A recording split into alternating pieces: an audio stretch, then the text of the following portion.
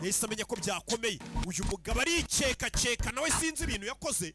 Igihugu yakoreye yari acyari kizi ko yapfuye, kumbe umugabo ni muzima. Yabeshye igihugu yakoreye yari umusirikare ko yapfuye, kumbe ni muzima. Polisi mukanya nkako gumbya polisi zari umva abashinzwe umutekano polisi sanzwe yamaze kuhagera. Bano ba MI6 nago batuma polisi, bo batumye uwitwa Workman, none polisi yahageze. Tell them not to engage. Polisi muyibuze kwinjira. A perimeter. Do not engage. Polisi mugumaho muri nimwinjira. We have personnel en route. Dufite abaje gufata uwo mugabo. Polisi itibanguka imbere.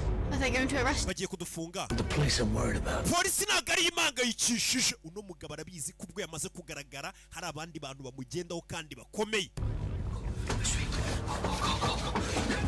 We mureke gusohoka kurumwa sasu ry'umutwe yagisohoka wamumennye Workman. Sasu ry'umutwe byarabizi ko polisi nta kibazo imuteye, nta n'ikibazo bafite, ahubwo abaturutse hejuru. Sasu yarumirwa, ninde utumye kwica? Baba rero kuguma hasi wa mwana papa bamumennye umutwe. Twagiye we arimo indani we bebe. Polisi arayifuna bebe.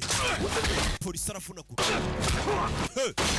Mwana arumirwa to mugamba nakura abapolisi. Umwana rikanga be filime. Twagiye umwana yarikanze. Uno mugabo ni jetiri agakuba we akubita nka ba jetiri. Umwana yarikanze. Kumbe dore umwicanya arahari. Umwicanya itavayo.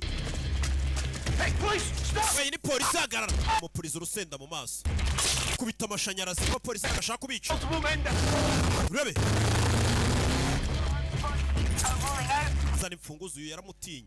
Polisi yaratinya abonye ikigabo gikubita.